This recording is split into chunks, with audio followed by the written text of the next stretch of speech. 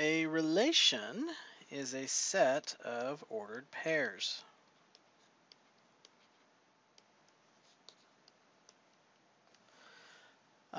When we look at the set of ordered pairs, then we break it down into two other characteristics, what we call the x's and the y's. So the set of all of the first elements, or the x's as we like to think of them, we refer to as the domain of the function. And the set of all the second elements in the relation is called the range.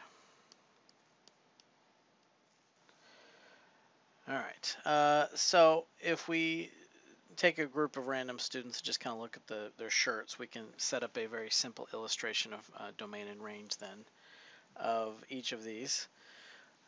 So let's say we're going to say that April's got a blue shirt on, Bob's got a gray, Carlos will give a red, Dion will go red as well, and Ava we're going to say is yellow. Now I just made up some colors here. It's not the point. The point is the connection between the first quantity and the second. So we would define the following sets as, and we're just going to partner these things up. So we'll say April and blue is a component of the set, Bob and gray, Carlos and red, Dion and red, and Ava and yellow. So, okay, and then the last one we'll throw on there is Ava and yellow. Okay, and all of these elements we're going to refer to as set A. Set B, we'll just throw some other things in there. We'll kind of go with blue and April, and we'll do, let's see, so we'll go the other direction, of gray and Bob,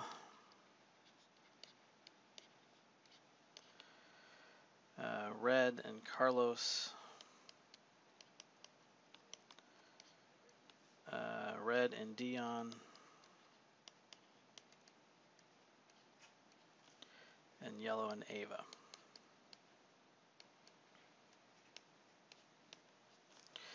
Okay, now that we've defined these two sets, we can identify some characteristics of them. So for example, we can talk about the domain of A would be the list of all the initial first elements of set A. So here I would say April, Bob, Carlos, Dion, and Ava all be parts of set A. I'm sorry, the domain of set A. The range of set A would be all the second elements. So blue, gray, red. Now I don't have to say red twice. I've already established that red is an option for the second element. And then yellow. And then looking at set B, again we can analyze the domain of such things. So the domain would be the collection of first elements. So blue, gray, red, and yellow. And the range would be the set of all the second elements. So April, Bob, Carlos, Dion, and Ava.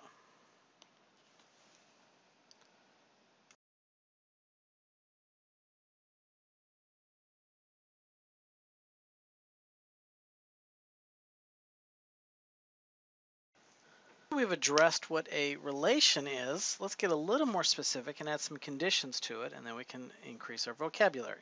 So a function is a relation. So we're already dealing with a special type of relation. Now we're calling it a function. And where the domain, we're going to say is the input, corresponds to exactly one element in the range or output.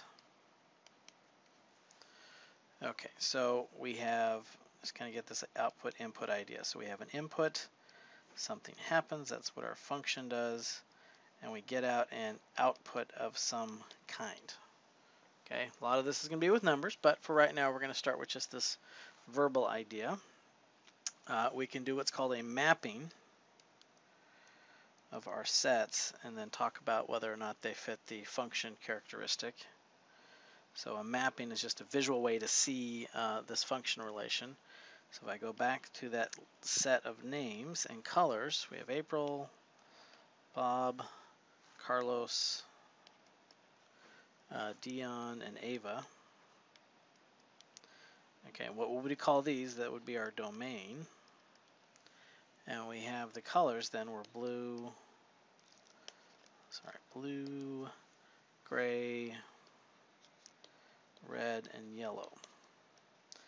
And this would be our range. Okay? And then what a mapping does is it gives us a nice quick visualization on how the first element connects to the second element. So April was partnered with blue, Bob was partnered with gray, Carlos was partnered with red, and actually so was Dion, and Ava was partnered with yellow. Okay, let's go the other direction, then we'll come back and address whether or not our particular mapping fits under the function umbrella. So blue, gray, red, and yellow. And here we got April, Bob, Carlos, Dion, and Ava. Okay, so blue was definitely partnered with April, gray was partnered with Bob, red was with Carlos and with Dion, and yellow was with Ava. Okay, so the definition for a function is that the domain corresponds to exactly one element in the range. Okay, so looking at this particular mapping right here, each element in the domain actually has one element in the range. Turns out Carlos and Dion are sharing the same element in the range, but Carlos only has one range. He's only partnered with red. Dion's only partnered with red. So this definitely would be considered a function. Okay. Over here, here the first element would be our domain. That would be our range. Okay, so now is it a function? Well, going down each element of the domain, I just want to clarify whether or not they're partnered up with one element, exactly one element of the range. And blue we're fine, gray we're fine. Red seems to be the problem because red is partnered up with Carlos and Dion. So red doesn't have one partner, it's got two. So this is not a function. All right, when we talk about functions, there's actually several ways that one can express this idea. And we're going to look at just briefly those three, and then we'll get more detail later on. So one way is we can express them in terms of sets. Another way is in terms of equations. And another way is in terms of a graph. Now, sets, there's a couple of different ways that we could express that. So we could do what's called the set notation, where we have a set of ordered pairs that we can use. We could set it up as a table of values. Make sure I communicate the same information there. Or we could do it as a mapping that we saw earlier,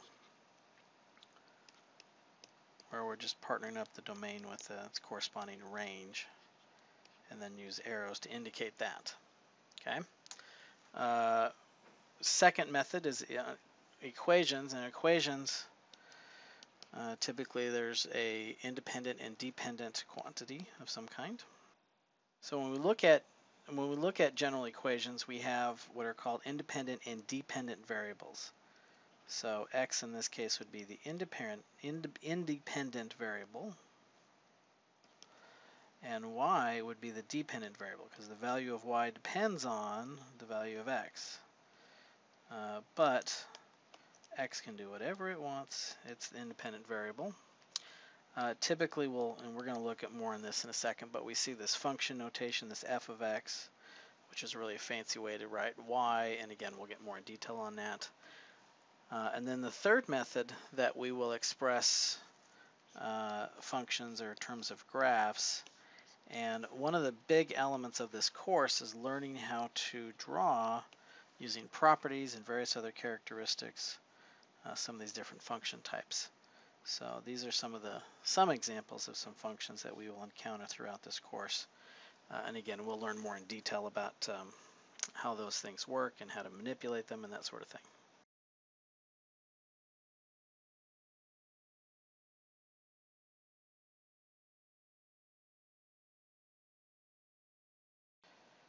All right, so starting with our first type of way to analyze functions, we'll look at sets. So here's 3 different examples, and we'll just kind of look at each individual one. So in this first set I, we got 10, 8, 6, 4, 2, 0, negative 2, negative 4.